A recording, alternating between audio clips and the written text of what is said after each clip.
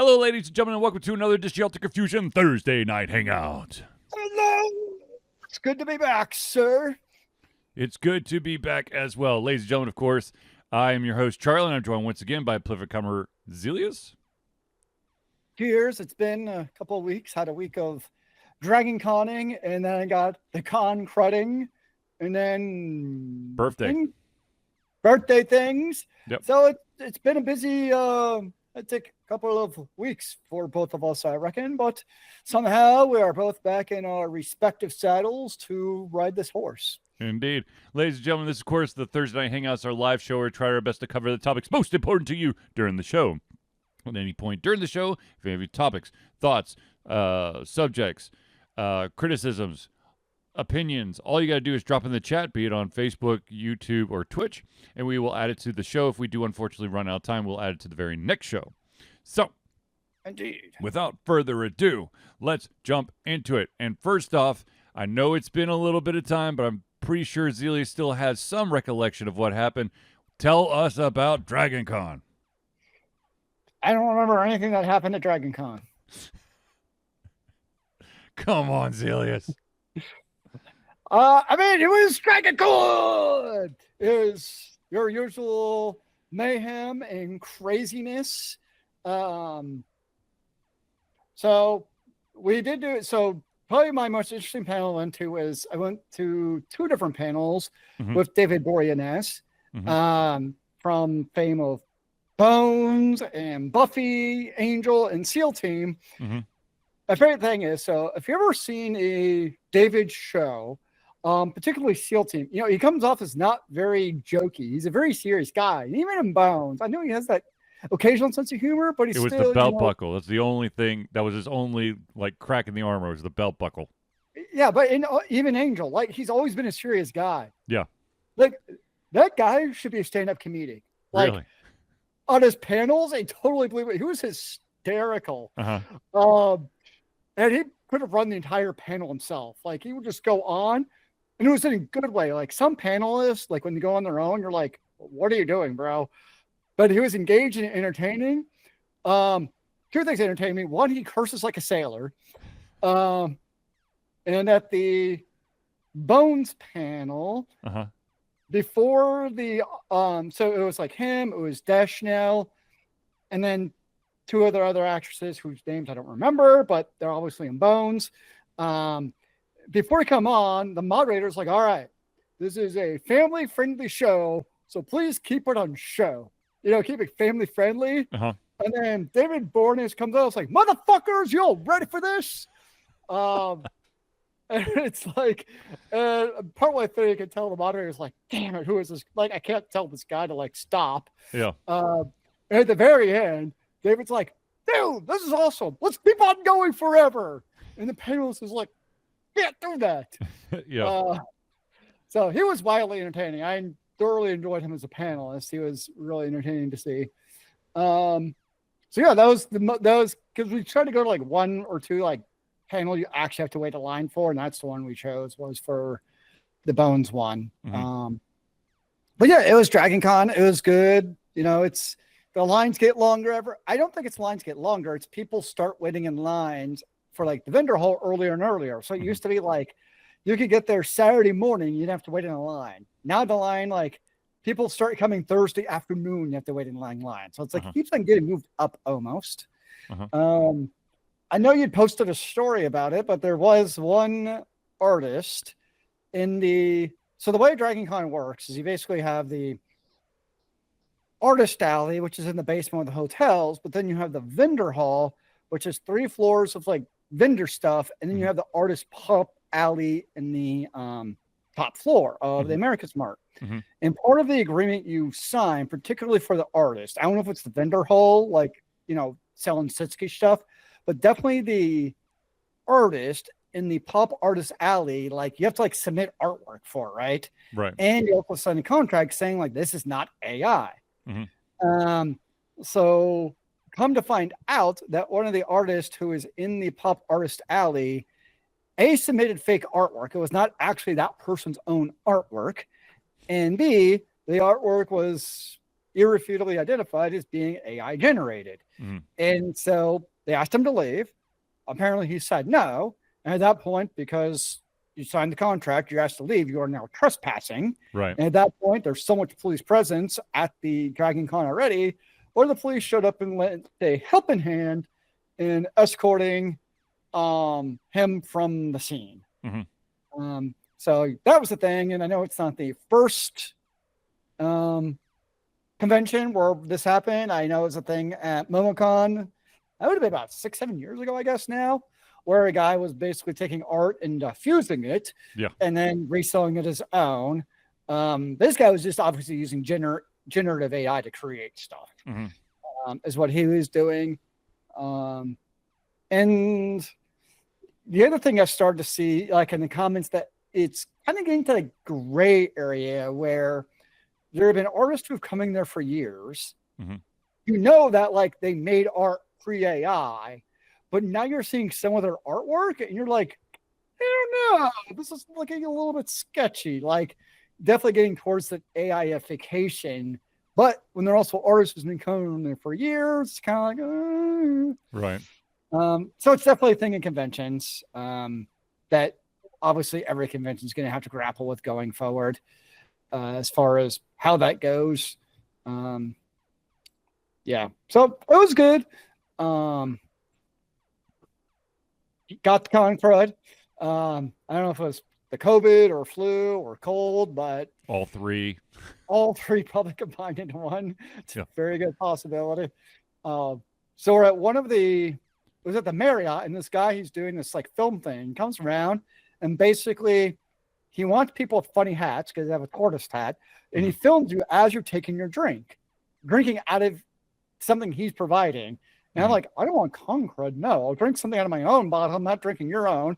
So we still did it when I drank out of my own bottle. And I got con crud anyways. Can't really help them, obviously. But yeah, those are good times as always. Already got my tickets for the 2026 DragonCon because we know we'll be going, and why the heck not? K-pop Demon Hunters was a huge freaking so I drived up from K-pop. We went to the photo shoot. The photo shoot was absolutely ridiculous. Just so many damn people. But the thing I really appreciated was there were some extraordinary, like, unique cosplays. Like, people dressed up as, like, the demons from the airplane scene. So, like, they're in it for 30 seconds, and now it's their cosplays. People, like, their cosplay was, like, literally just them as the stamp that Derpy had on their tongue. So it's always fun to me to see you obviously had the Roomies and Yunhoos, the Derpies and the Susie. Like, you had ones you'd expected, but then you see some, like, really unique takes. Like, okay, I did not expect somebody to do that. And that's always the fun part, when you see the really unique takes on a person's, get up. So I got to ask, was there a memorial for Juno? Oh, yes. So there's this walkway between the Marriott, and I always get the Hilton and the Hyatt mixed up because we'll start with the H's. But there's definitely on the Sky Bridge, there's shrines. And the meme it's like a meme thing where this is the Shrine of John. I don't know where it's called the Shrine of John, but it's the Shrine of John, where it started. And basically it's the Shrine to FedEx. So there's a shrine there that's been there the last number of years. So it was the natural place to now have a shrine to, yes, Yenhu. So yeah, that was absolutely a thing. I didn't get a picture of it because you're in the Sky Bridge and you're supposed to kind of keep moving. But yeah, that was 100% there in the Sky Bridge, where it's like the place for shrines, basically. Yeah, and it was definitely that one, and then Clear Obscura, Expedition 33 were the two really popular cosplays. Not surprising. I did the baguette outfit for one of the days where I was actually at the vendor hall, and like the number of vendors who stopped me were like, what the hell are all you people dressed up as French people for? And they had no idea like what it was all about, with us all dressed up from the same, kind of French outfit from the show. So that was kind of entertaining, and it makes sense because it's one of those where, like, if you don't see K-pop Demon Hunters, you can see the outfit. And this is me for a lot of animes. Like, I'll see it and like, I've never seen it, but I can figure out what you're from. Right. But unless like you've played a pretty fair amount actually of Expedition 33. You wouldn't And know you what challenge the mimes. yeah. So like you wouldn't necessarily know what this cosplay is from. Yeah. So I totally get like why people were like, what in the blazes is going on with this? Yeah. When there's so many people from the same thing. Mm-hmm. Yeah. So it was another year of craziness. Yes. And of course, I say I don't need artwork, and I somehow come on with 2 pieces of artwork because it's just the way it is. Absolutely. There's no other way to do it. Exactly. It's part of the charm. So a lot of things have happened since last time we do our show. I'm sure. So we're going to try our best to cover as many topics as possible. I can't promise that we will, be perfect, but damn it, we're going to try. So the next topic is, and this is, I don't know, it's just me being a nerd, I guess. Wait, there's nerds on the show? I know, craziness. So, there's always people out there who always will do things that you're like, oh, shit, that was actually an interesting idea. So way back in the day, ladies and gentlemen, there was like this really old version of Windows. I mean, there's been several old versions of Windows, and games back then didn't really... they may have had memory leaks, or they may have done some shortcuts to get their games to work quickly. And then if you were to actually try to play the game today, it either will blow up your computer because they basically just tried to max out the CPU. And back in the day, it was easy to do that, and you wouldn't blow up your computer. What I'm talking about is there was a pinball game in like the old school Windows. And apparently, if you try to play it now, it would go like hundreds of thousands frames a second because somebody did a quick shortcut. But the thing I want to talk about is the fact that someone decided, hey, what would happen if I just put Doom on and just left it running?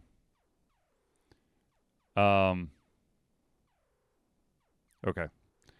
I will keep talking, and Zealeus will just try to figure out his audio. Hopefully he gets it back. Okay, so what I'm talking about is somebody decided to run the original Doom on their computer to see how long it would actually run until it basically went kablooey. On which OS? I heard the first part. What OS were they trying to run on? Well, they're trying to. I believe they ran it on. What did they run it on?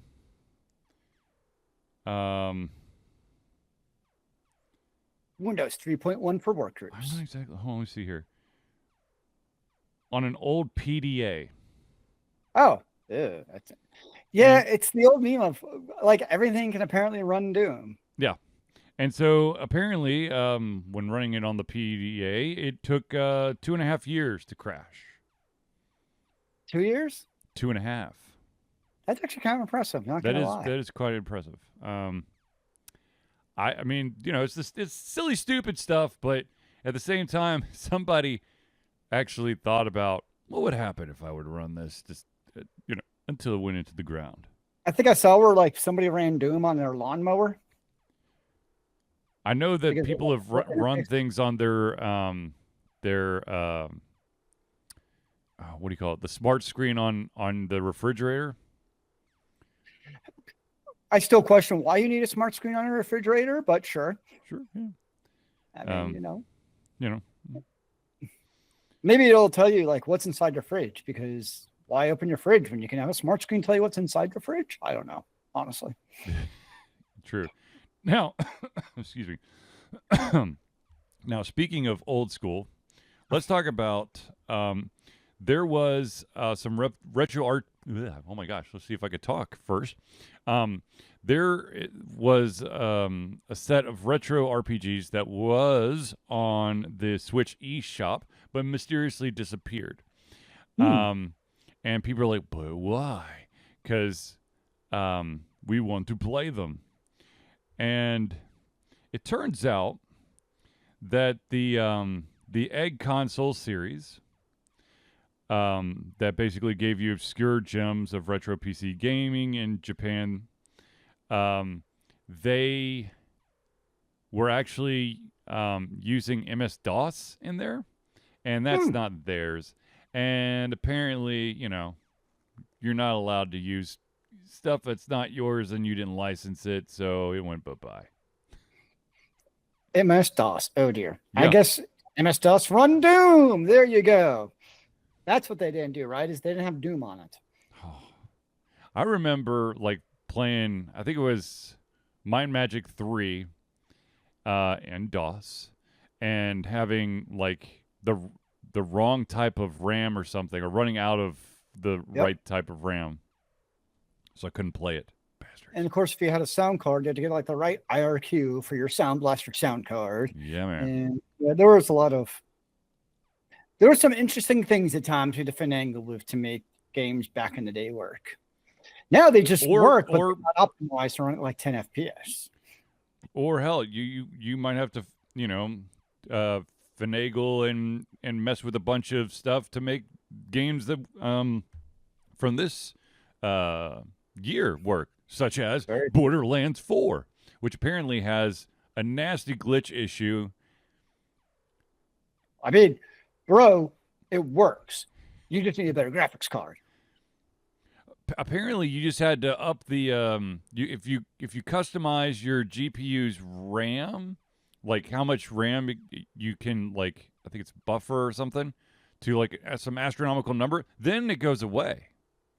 See, end user problem. And if you've got a console, there's a fix to make that issue go away as well. But the owner of oh my gosh, Gearbox, the gentleman by the name of Randy Pitchford, has decided that he has to voice some things about everyone's disgruntlement over the fact that Borderlands 4 is kind of broken. And what he has come out and said, in a very supportive manner, of course, is if y'all got issues, just get a refund. I mean, if you haven't played more than 2 hours, right? That's true. Because sometimes it takes you more than 2 hours to realize, wait, there's actually really issues with this game. From my understanding, it's pretty quick when the graphics issues start really. But at the same time, there's probably going to be people who are like, but I still want to play. Actually, I think.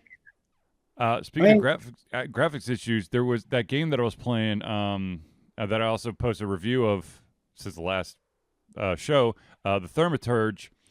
For some reason, if you were in there was kind of the areas that you would walk around in, and if they're the big areas certain sections of Warsaw, Poland, you're fine. But when you went inside certain buildings, which had much smaller footprints, and you can almost see the entire area on just the screen, there would be these weird lines that would keep going. So I had to turn VSync on, and then ta-da, it worked.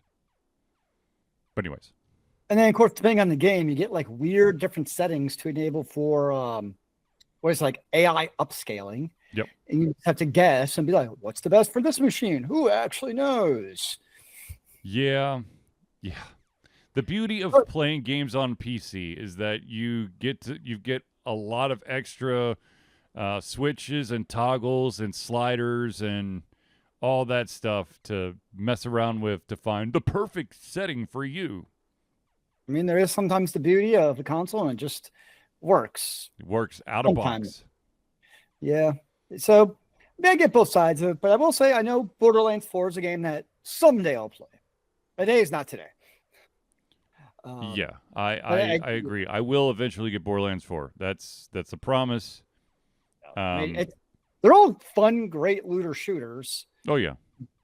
But I also never felt the need to be like, I must buy this day one. So yeah, I can happily wait on it. And plus, it's one that usually has like DLCs and all that stuff. So I'm like, give me some time. I'm gonna wait until they start doing golden key drops, and then I'll be like, ooh, now's the time to get into it, so I can just start throwing all the keys to hopefully be one of the lucky few, so I can get cool special items. Just hopefully the story for Borderlands 4 is better than Borderlands 3, because that story was terrible. It wasn't bad. It wasn't the best. It's where it has that one character who I just want to repeatedly punch in the face. But I guess that's not appropriate because they're a child, but I still want to punch them in the face anyways. Wait, Tiny Tina? No, Borderlands 3 had that female, that little girl who got her siren friend killed, basically. Oh, right. Okay, sorry. Yeah, you're thinking of Borderlands 2. Borderlands 2 is the one that had Tiny Tina. Yeah, and then I played Tiny Tina Wonderland, which was a great game, by the way. Yeah. I never played Tiny Tina's. It's good. It's like it's basically what would happen if Borderlands was put like in a Dungeons and Dragons situation. That's a natural segue. Yeah. It was great. So yeah, if you have problems with Borderlands, apparently just go ask for a refund. It's how I feel about life some days. Yeah. All right. So switching gears a little bit, going from video games to anime. From Gearbox. There is an anime out there that had 2 seasons. One was phenomenal. The second one, people have had some issues with. It left one hell of a cliffhanger. What I'm talking about is One Punch Man. And we are finally going to get a season 3.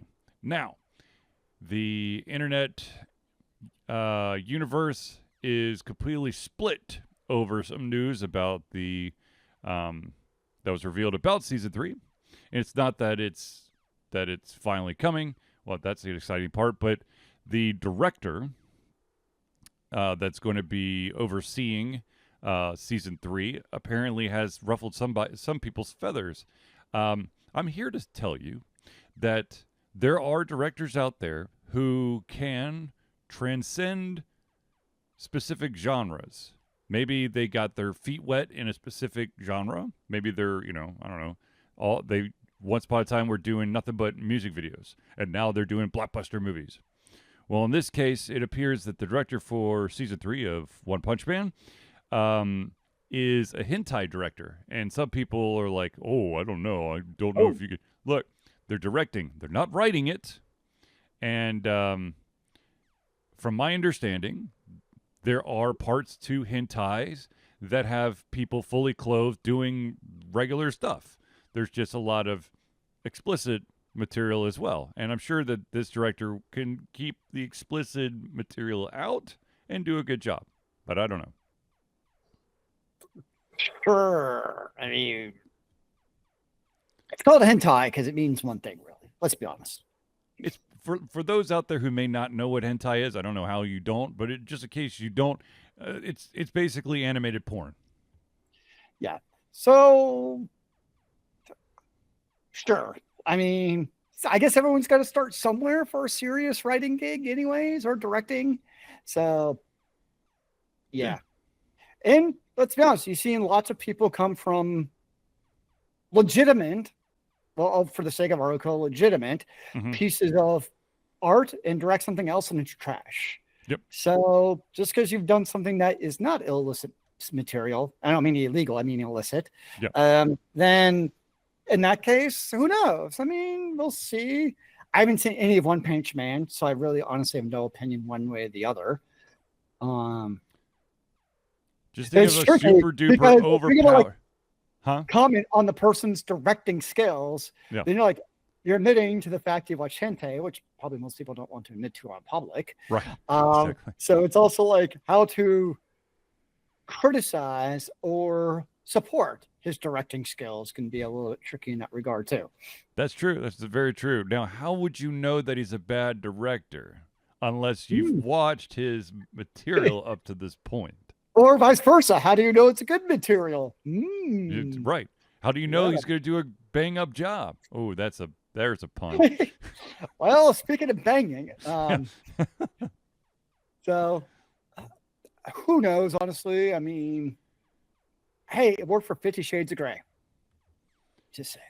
Actually, I've heard so many people that were kind of people like the movie and hate the movie, and love the books and hate the book. So just I have no desire to see or watch either of them, but the way I look at it is there's a piece of art for everyone. Yes. And if that's what gives you the satisfaction, as long as it's not harming anyone else, more power to you. Yes. Okay, so I wish I had an update for this next story. The story was first published like August 25th, so it's been what? 3 weeks. Yeah, basically 3 weeks. But back a couple weeks ago, there was a tabletop RPG that was being run through Kickstarter, and they were running. No, sorry, not Kickstarter. They were running it through Backer Kit, and it's called Grimwild. A fantasy adventure tabletop RPG inspired by D&D 5e classes and monsters, but built with modern narrative rules that strive for fluid gameplay, creative freedom, and cinematic feel. Now, why am I bringing this up? It's because one of the key components of this game, J.D. Maxwell, the designer of this game, has gone missing. Oh. And no one can find them, and so the game is been put on indefinite hold until he's found. Now, hopefully, I'm fingers crossed he's been found by now. I hope. Oh. Actually, I'm going to Google it right now, just because I'm curious. But let's see here.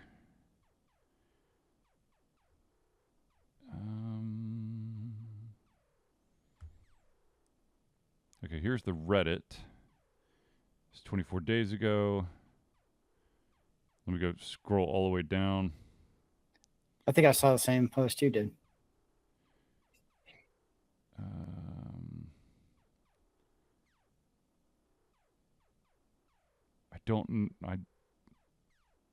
I'm not seeing anything to really say one way or the other. Yeah. Now, of course, this really sucks and it's kind of scary, but at the same time, there are people out there who have done this in Kickstarter, basically take the money and run. And so some people out there believe that this is what this gentleman did. It was, I believe they were able to raise, they set a goal of $5,000 and they raised $41,830. So yeah. It's an odd situation to say the least. Indeed. Just hope he's okay, whatever the case is. Okay, here we go.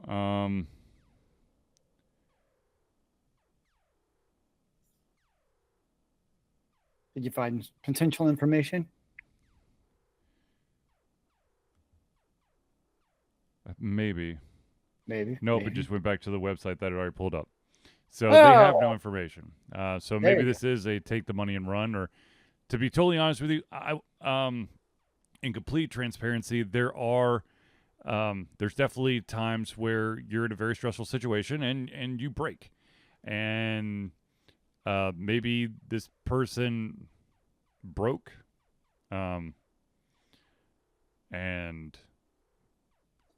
I mean, professional athletes there's been some professional athletes out there who've literally gone completely wackadoodle crazy and been found walking down the middle of interstates in just a bathrobe and house shoes.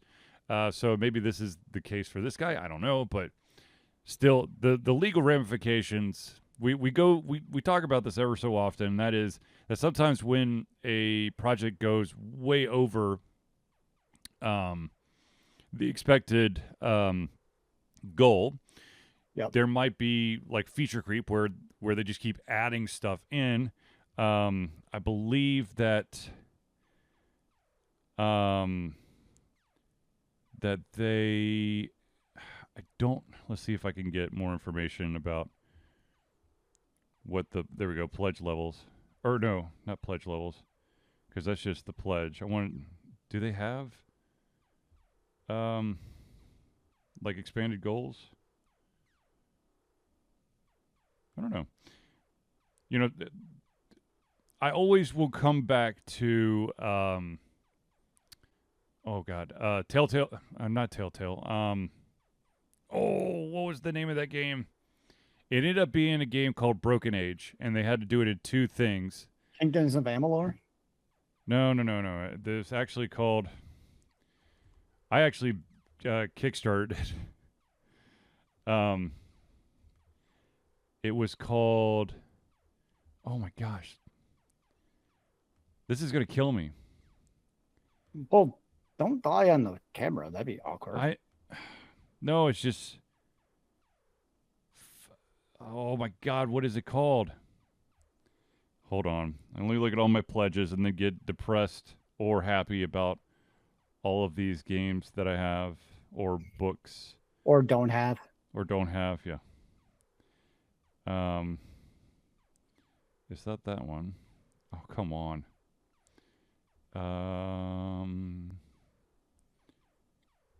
Double Fine Adventures. Oh yeah. They let the feature creep go in like bananas, and they ended up spending all their money without being able to produce a beta, and so they had to cut the game in half. They gave the Kickstart backers the ability to gain the full game once it's completely out, so that you got the first part 1 and part 2 when it finally came out, and they also did a very early access on Steam to try to make up some of the money so that they wouldn't have to shut down because of how poorly they managed their money. Because they had, let me see if I could find. That's their second game. Yes, I bought the second. I backed the second game after knowing how bad they did. The first time around. There it is. Double Fine Adventures ended up with campaign. Of course, whenever I think of feature creep, I think of what game? Star Citizen. Okay, so real quick, they originally Double Fine Adventures had a pledge goal of $400,000. They gained 3.3 million, and they went through all 3.3 million before producing half the game. That's impressive. Yeah. But yes, we're talking also, if we want to talk about Star Citizen, let's talk about the fact that Chris Roberts, basically the face of Star Citizen, is basically hoping that the Squadron 42 launch will be almost as big an event as Grand Theft Auto 6, and is still targeting 2026 for that release.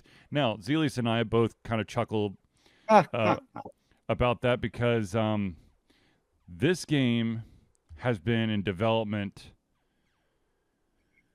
Oh boy. Oh God, how long has it been?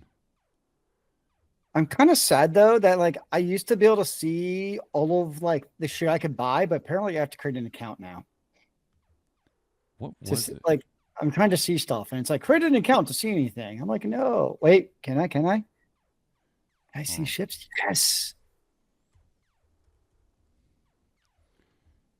Let's see here. Star Citizen.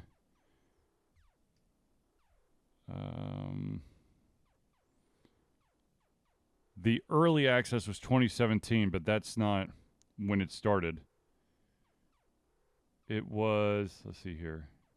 The game was announced in 2012. Yeah, 2012. So according to this, they still have, so I can't access this stuff. The most expensive ship is $650 that I can buy right now. What do you think? Should I go get it? No. But I could have a ready to fly A2 Hercules, or sorry, for $750 with a max crew of 6. That's right. I can fly with 6 of my friends.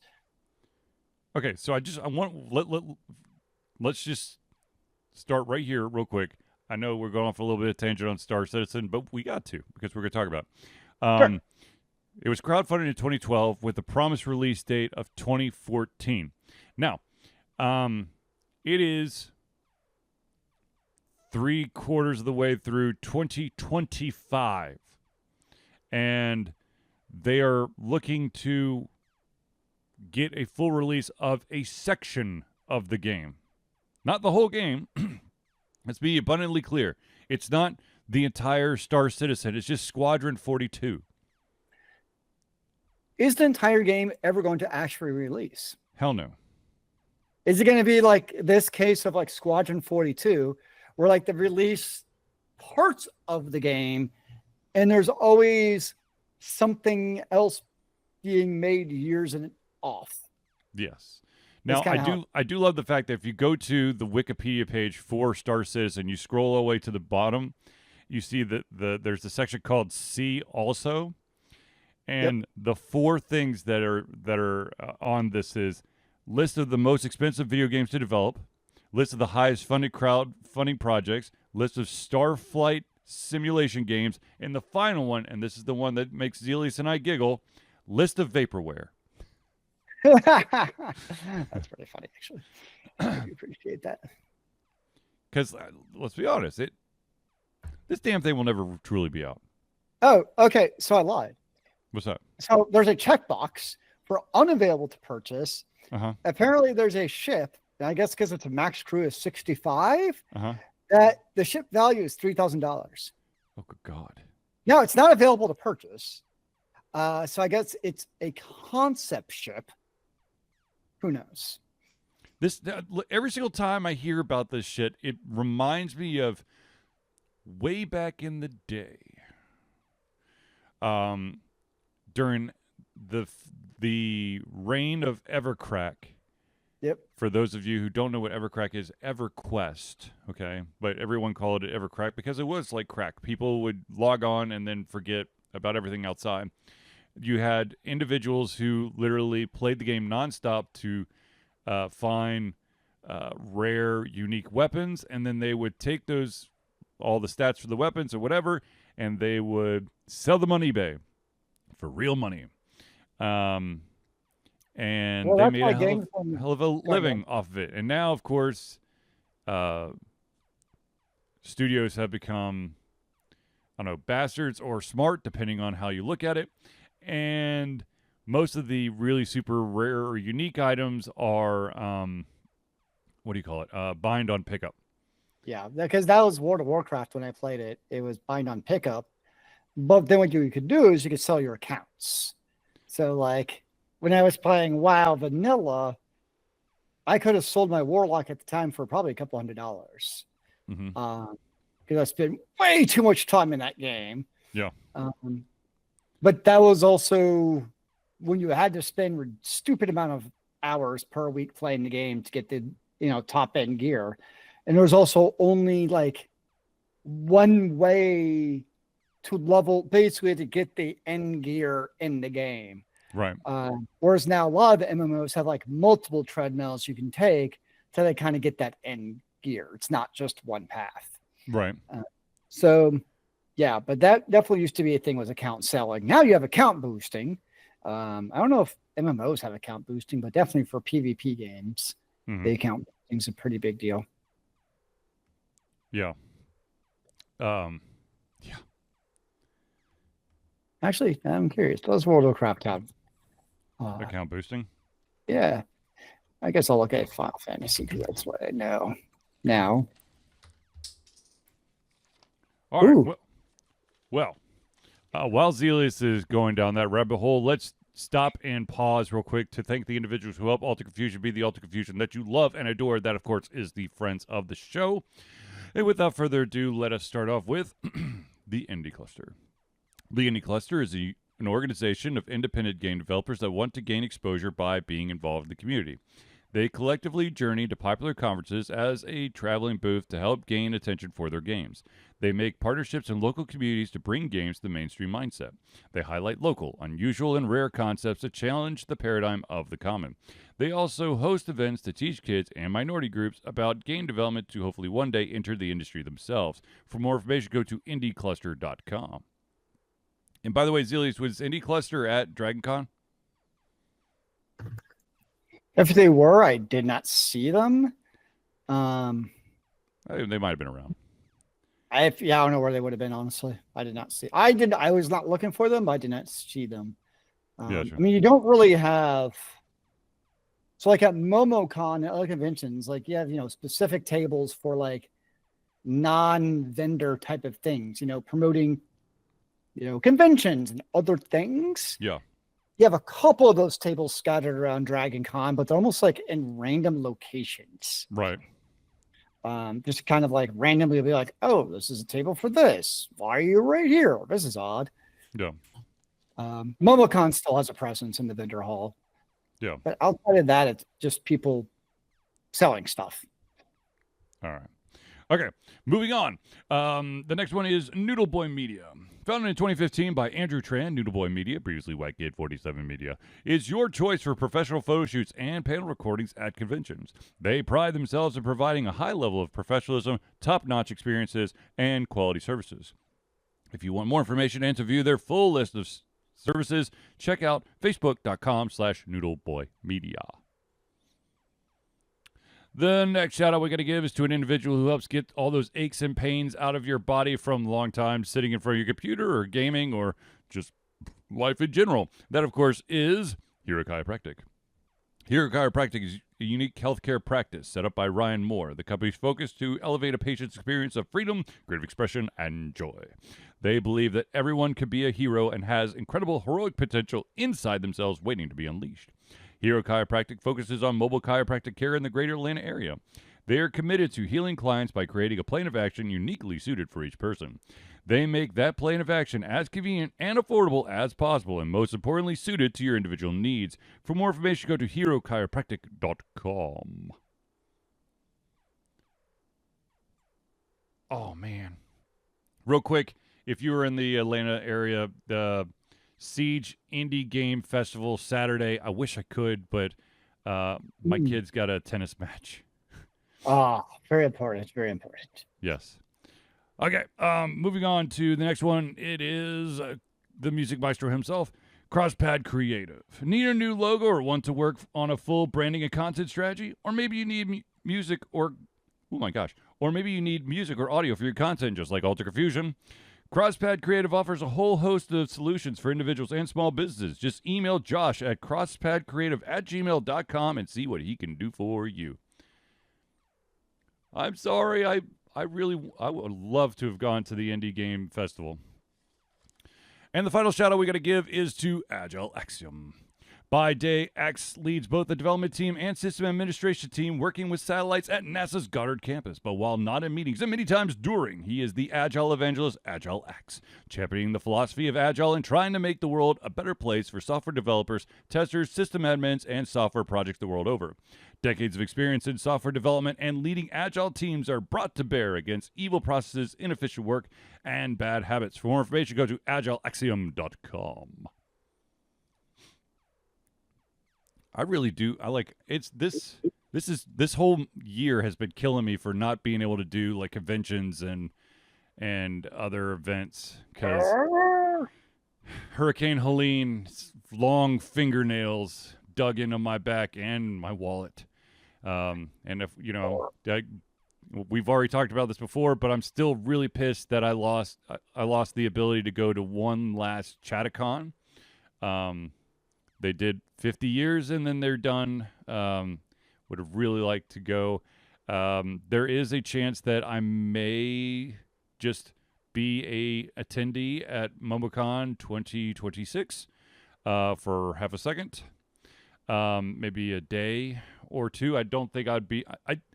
To be totally honest with you, COVID absolutely wrecked me. I can't deal with that big of a convention, and my main focus at MomoCon and all these conventions is to give indie creators the ability to sit down and talk about their thing, and it is so freaking loud at MomoCon. And yes, we have condenser mics just like this one, and but so it knocks out all the noise, but in order for us to be heard, we have to scream at each other, and that just makes for a very awkward interview, both during and then also editing. So yeah, noise was definitely a thing, 100%. Yeah, so chances are, if I do a convention, my first convention will probably be in 2026, and there's a very good chance it might be the week after MomoCon. I might try to do Con Carolina again. Oh, I'm still trying to work out the details, but that may be the convention that Alter Confusion gets their feet wet at for 2026. Now that Chatacon is gone, because I was 100% in for Chatacon. Yeah, and then I'm 100% out because it's not there. Okay. Anyways, ladies and gentlemen, I know that all of you are dying to know, how do I become a friend of the show of Alter Confusion? Well, I will tell you, because it's quite simple. Ladies and gentlemen, Alter Confusion survives on the love and support of fans like you, and so we have a Patreon page. Patreon lets you, the fans, lovers, haters, demigods, interdimensional beings, gods, demons, aliens, mummies, werewolves, vampires, swamp creatures, supporters, and more, to become active participants in the work we love through a monthly membership. This gives you access to exclusive content, community, and insight into our creative process. In exchange, we gain a bit more freedom to do our best work and the stability we need to build an even stronger creative career. We currently have 2 tiers. We have the $1 tier that's $1 a month or $12 a year. What that gets you is early access to all of our playthroughs, which, by the way, the first chapter of the Telltale Walking Dead game is about to go live, which means for everyone who's not a Patreon or patron, you will have access to the playthrough of the game The Abandoned Planet. And then we also have the $5 tier. That's $5 a month or $60 a year. What that gets you is everything at the $1 tier, but also your name or organization added to the Friends of the Show section of every single Thursday night hangout. So if you want to become a patron of Alter Confusion, go to Patreon. That's patreon.com/Altered Confusion. Now, real quick, before I forget, because it's been a while, ladies and gentlemen, I do want to tell you and remind you that you too can have sweet ass swag from Alter Confusion, be it the wonderful hat, or perhaps you're looking for the vinyl sticker, or perhaps the coffee cup, although the coffee cup will look a little bit different than this one because this was the original design and it's been tweaked. Or maybe you're interested in the brand new Alter Confusion beanie, which I have right here for you, ladies and gentlemen. Very nice. And it fits well and is quite warm. All you got to do is go to alteredconfusion.tv/merch, and you can check out all those items plus the animal food bowl, the notebook, and the Alter Confusion socks, which my wife still refuses to allow me to buy for myself. So, but they're so cool. But you need them all. It's like a Pokemon. Gotta catch them all. I know. Gotta catch them all, baby. Anyways, so if you want that, go to alterconfusion.tv/merch. All right. I know I did this in a slightly different order, but I do also want to do a shout out that we are once again, ladies and gentlemen, for the 14th year straight, we are fundraising for Extra Life. Extra Life is gamers doing what they do best, game, to help sick and injured children at their chosen Children's Miracle Network hospital. The money that we raise through Extra Life will go directly to Children's Healthcare of Atlanta as unrestricted funds. This means that the hospital decides where and how to spend the money to ensure the dollars we raise make the biggest impact in the lives of the kids they treat. So if you have the capacity to donate, please go to extra-life.org and search for Altered Confusion. Yeah. And seriously, we're a month and a half away now, and I'm starting to build up a backlog of games that hopefully I could get through. Isn't there always a backlog of games to play? Isn't that just the way of life? Yeah, this is true.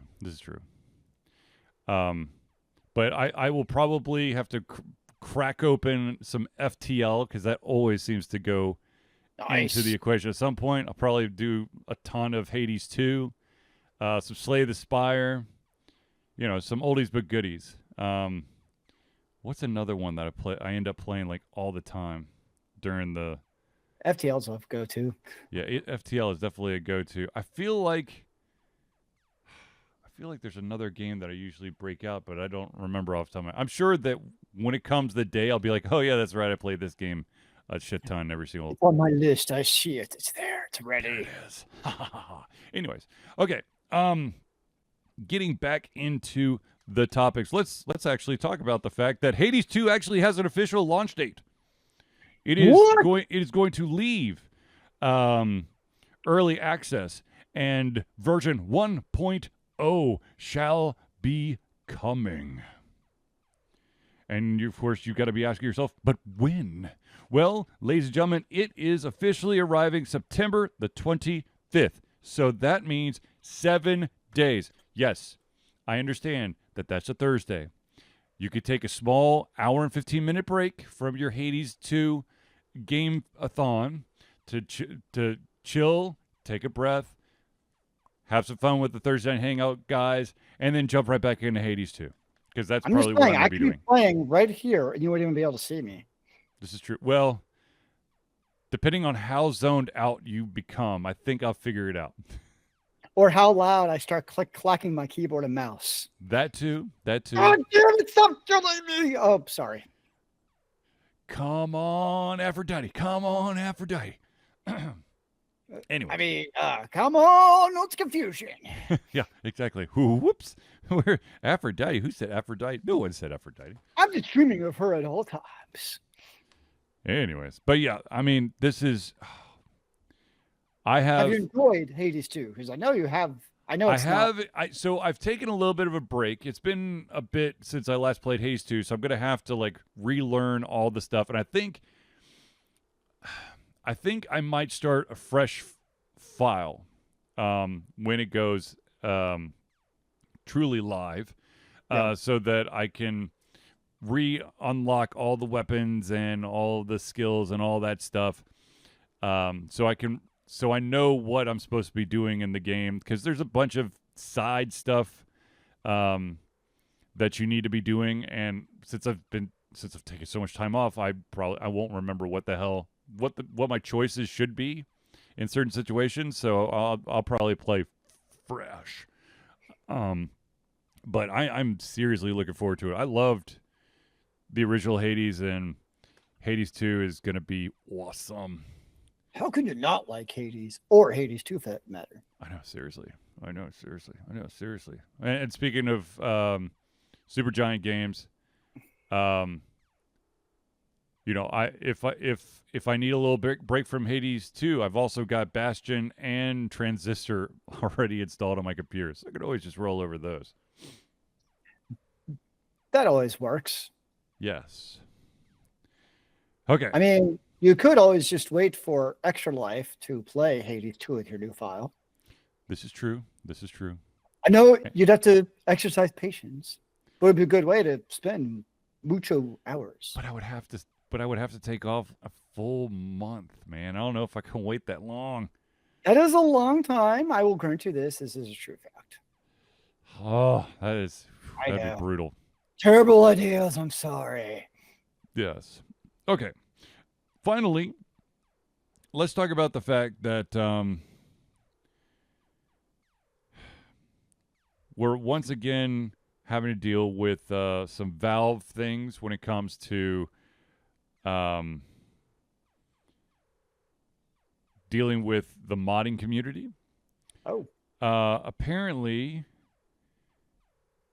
people have been basically making DMCA claims on certain mods, and Valve has immediately gone, okay, yep, that's probably right, and been taking them down again. Huh. I did not know that was actually a thing, but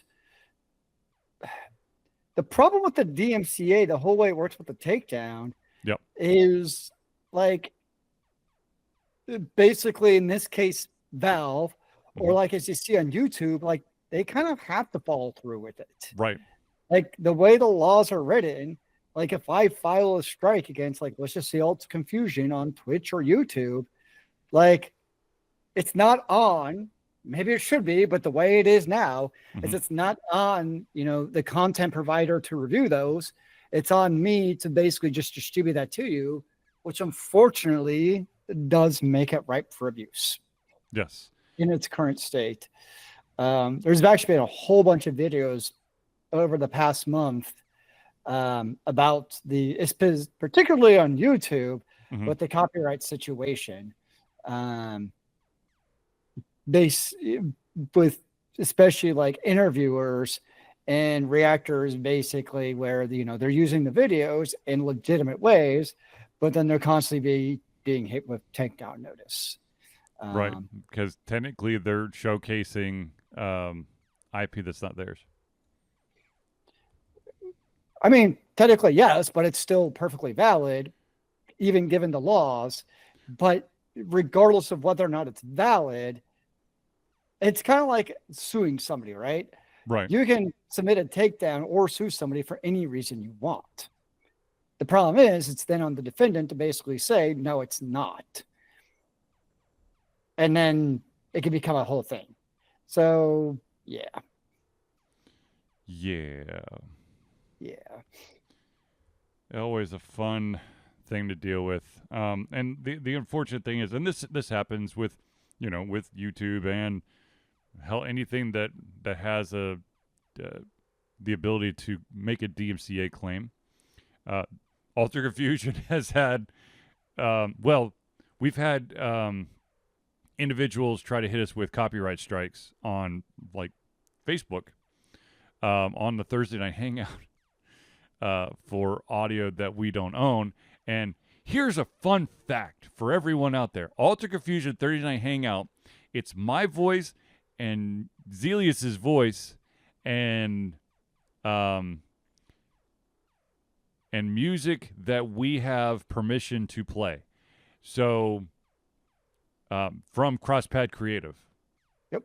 So there is no way that we can hit a strike. Now, back way back in the the early days of Thursday Hangout, I think we might have shown like a couple gaming trailers. Sure, nail us there. But I just makes me giggle because the other thing is like the places that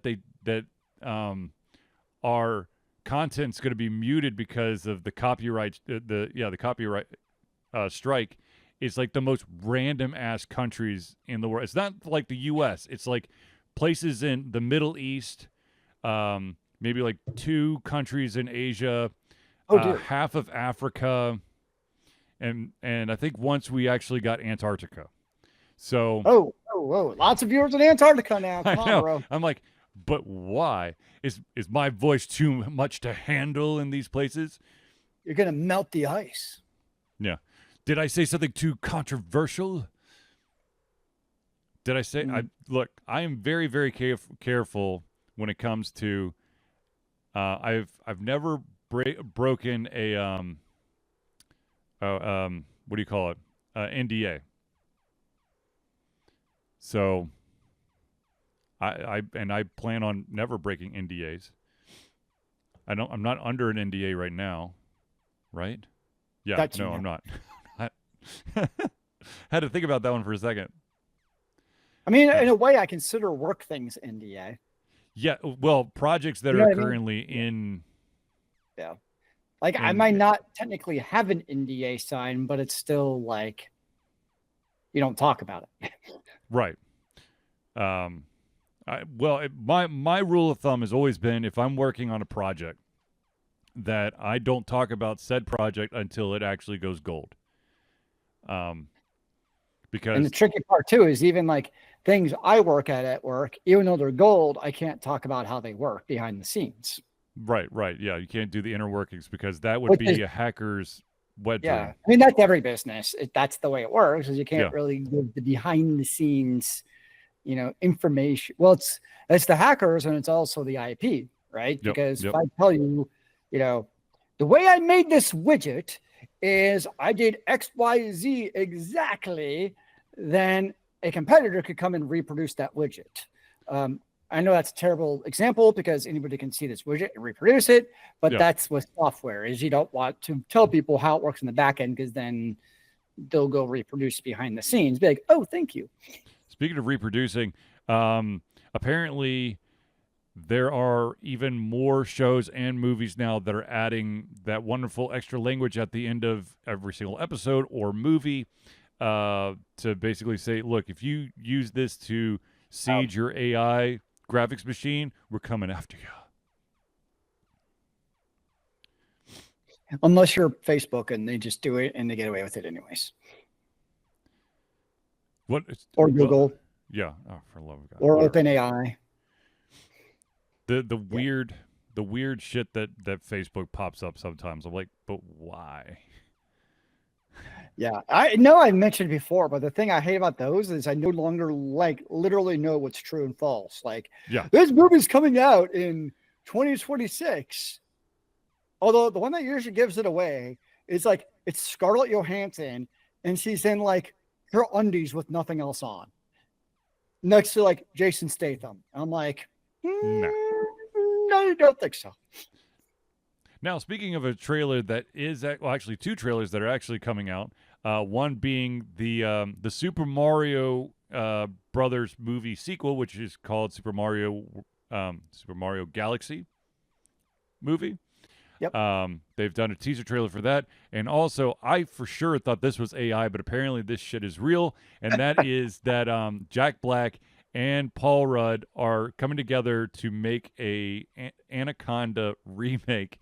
And you've got to see the trailer, and it is exactly what I thought those two guys together making an Anaconda remake would be like. Because it's literally, it's like two guys who are like, let's make a movie. And the characters like, let's make a movie. And they're like, oh, we'll make it about Anaconda, a huge snake. And then go from there. Sure.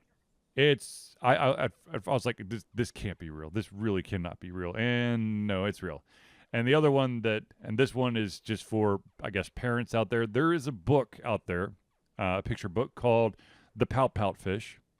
And apparently that shit is being made into a movie. I don't know how, but it is. And I can't tell you how many times I read that dang book. I had memorized it at one point because I had to read it to my kids so often. So are you going to memorize the movie now when it comes out? Heck no. I've only got enough space for K-pop Demon Hunter up here, my friend. Yeah, let's go. Speaking of which, I know random tangent here, but that soundtrack. Yeah. I was at a sports bar last night, and 3 of their songs from K-pop Demon Hunter came on the jukebox, and that meant that individuals at the bar actually selected them to play. Did you sing along? I may have mumbled along to Golden. Not gonna lie. Yeah, it's but the other one, but when Soda Pop came on, I just shook my head and then my shoulders a little. You should have shown your abs to represent the song. Oh God, I wish I had Abby's abs. I don't think my body works like that. One way to get it going, man. Come on. You got to try to emulate Soda Pop. That should be your goal for 2027. To have a body like Abby? No, thank you. Why? I'm giving you 2 years. That's why I picked 2027. I've got other stuff to do. I don't have No, thank you. Fair enough. Okay, so Zealeus, what have you been playing? PoE 2, Path of Exile 2 has been my game right now. So new league came out, so I've been, hacking, slashing, and blowing things up, and it's great and fantastic and very cathartic Mm-hmm. to just obliterate things on the screen. Yes, it is cathartic. The game that I've been putting a shit ton of time in has been a game called Overlooting. I don't even know how it got on my radar. I've heard of it. I actually saw it on not my wish list, but the curated thing where it suggested. I saw it. I'm like, yeah, it's an RPG where it's roguelike. You eventually have 3 characters that you can choose from, and if you increase the difficulty and beat basically you got to get through 3 sections, so beat the 3 big bosses, and it's not always the same 3 bosses, and through your levels of difficulty, and it will open up more options and all that stuff, and you can have weapons. You can the cool thing is that you have basically 2 hands, of course, and you don't have to do shield in one hand and sword in the other, or staff or whatever. You could dual wield, and you could dual wield. My favorite thing is you could dual wield 2-handed weapons.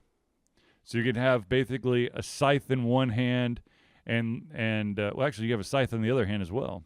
Nice. And they have like these it's like class attributes for all the weapons, and if you get enough of like a collection of, let's say, I think it's rogue, and it's not thief in this game, it's rogue. If you get enough rogue items on your body, because it's boots, body, head, necklace, ring, and 2 weapons, you can gain bonuses. And after you beat the first boss and the second boss, you can like customize your character to give you free points in 2 of the different classes, so you don't have to have all of the gear, because like a lot of them are like, if you have 6 things of rogue, which is really fucking hard because it's all random loot.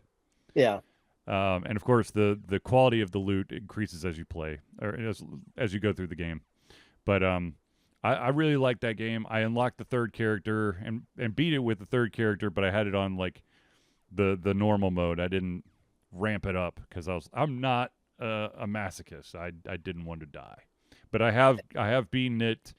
I think there's a total of 6 difficulties, and I've gone up to basically halfway. Nice. So I've been playing that, and then I've been recently I picked up, there was a game through Amazon Prime called Afterimage, which is a Metrovania type game, and I've been getting like lost in that because, once again, lots of killing. Although I have no idea what the story is.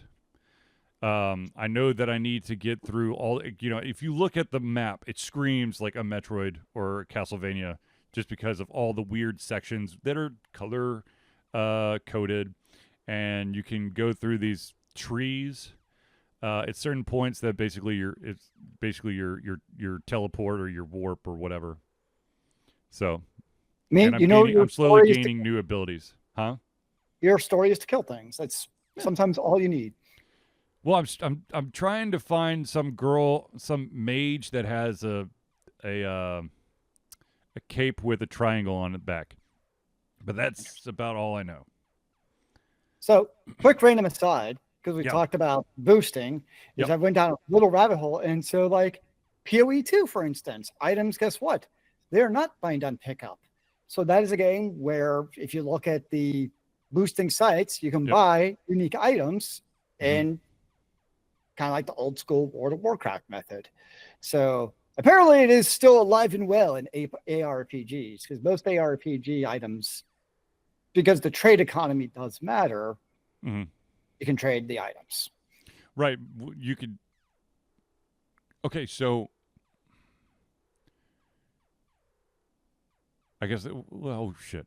once you equip it, it's bound to you. Right. But if I pick it up, and it's most ARPGs do have some form of deterministic looting, meaning like I'm looking for the, flaming axe of +5.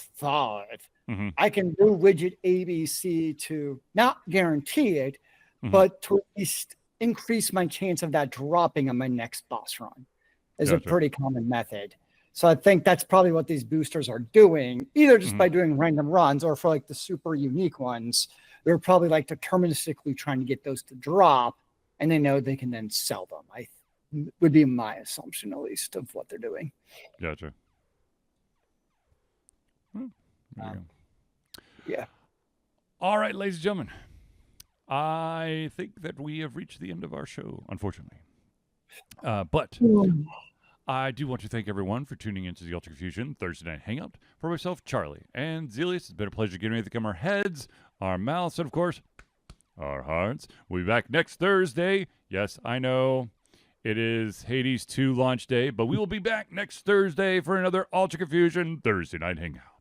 Remember, kids, keep on gaming in the free world. Amen to that, brother.